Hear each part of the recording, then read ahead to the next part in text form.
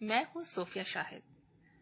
قصہ چار درویش، جسے باغ و بہار کے نام سے بھی جانا جاتا ہے، مشہور صوفی شاعر حضرت امیر خسرو نے 13ویں صدی کے شروع میں فارسی میں لکھی تھی. ان میں بیان کردہ کہانیوں کو ایلیگوریکل ٹیلز کہا جاتا ہے، جس کے معنی ہیں علامتی تخیلاتی کرداروں کو سماج میں موجود رویوں کے ملاپ سے سبق آموز یا نصیحت والی کہانیوں سے بیان کرنا. ان کہانیوں کے بارے میں کہا جاتا ہے کہ جناب حضرت امیر خسرو کے استاد پیر و مرشد اور صوفی بزرگ نظام الدین اولیاء جب بیمار پڑے تو انہیں بہلانے یا چیئر اپ کرنے کے لیے امیر خسرو نے ان کہانیوں کو ہزار داستان کے انداز میں کریٹ کر کے انہیں بیان کرنا شروع کیا. بہت حیران کن اتفاق ہے کہ میرے والد مارچ 2020 میں جب کورونا کی وبا سے بیمار پڑے تو انہیں ان کہانیوں کی ایسی تفصیل کا معلوم نہیں تھا. انہیں تو ان کہانیوں کی بس اپنے بچپن میں پڑھی ہونے کی یادیں تھیں، اور میں جو اس دوران انہیں کچھ نہ کچھ پڑھ کر سناتی تھی تو انہوں نے مجھے ان کہانیوں کو سننے کی فرمائش کی. جب پڑھ کر سنانا شروع کیا تو انہوں نے کہا کہ ان کو ریکارڈ بھی کر دو تاکہ کوئی اور بھی انہیں سنے.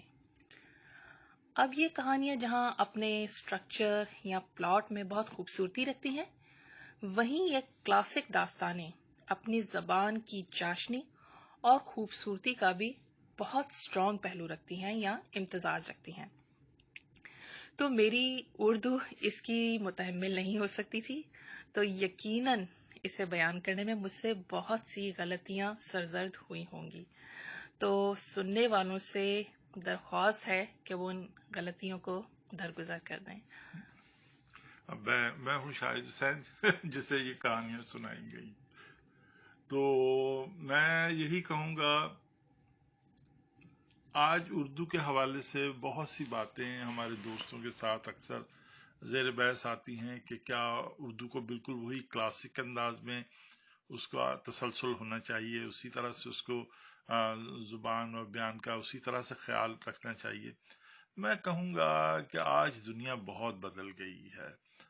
آج یہی بہت کافی ہے کہ ہمارے درمیان ایک ایسی زبان ہونی چاہیے جس میں ہم ایک دوسرے کی بات سمجھ سکیں. اگر ہم نے اردو میں یہ گنجائش پیدا نہ کی تو ہمیں بہت نقصان ہو سکتا ہے، اور بہت طاقتور دوسری زبانیں ہماری زبان، جس میں صرف زبان نہیں ہوتی، اس زبان سے جڑے بہت کچھ ہوتا ہے.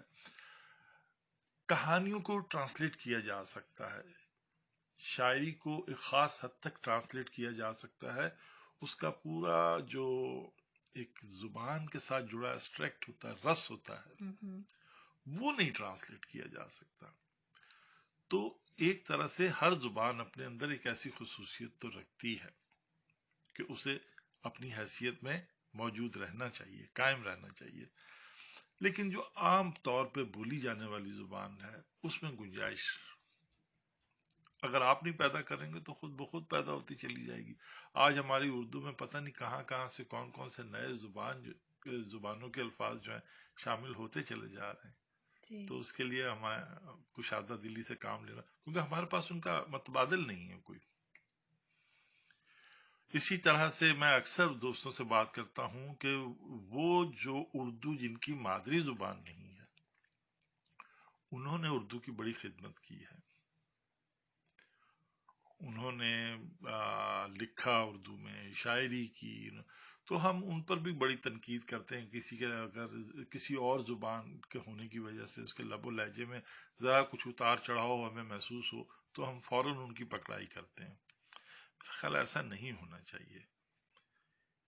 ایک جگہ آ کر ہمیں زبان کی خوبصورتی میں صرف یہی ملحوظ خاطر رکھنا چاہیے کہ ہم کسی کی بات سمجھ رہے ہیں.